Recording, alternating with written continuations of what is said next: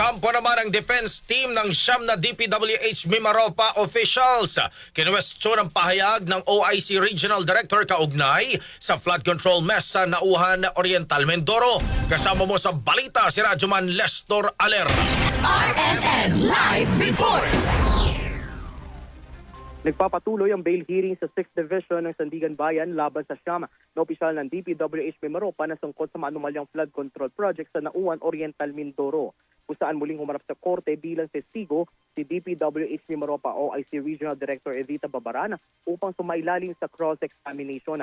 Tinalakay sa nanagaganap na hearing ang nangyari inspeksyon sa naturang proyekto noong September 9 kung saan konestyon ng defense team ang pahayag ni Babarana sa itinayong road dike project sa naturang lalawigan. Ayon sa mga abogado na dapat ipinagbigay alam sa Sunrise Corporation na siyang kontraktor ng nabanggit na proyekto ang ginawang inspeksyon lalo na at nagpapatuloy ang konstruksyon nito at malapit ng matapos o makumpleto.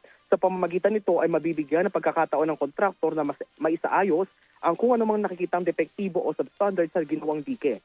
Bukod pa rito, mayroon reinsurance ng naturang proyekto ng 1 taon para sa pagsasaayos kung sakali mang may sira na pwedeng gawin ng kontraktor. Noong December 14 ay bumisita si Babaran sa lugar kung saan nakita niya na wala ng isinasagawang konstruksyon. So ngayon ay nasa ilalim ng work suspension ang naturang dike matapos nga itong inspeksyonin ni DPWH Secretary Vince Dizon.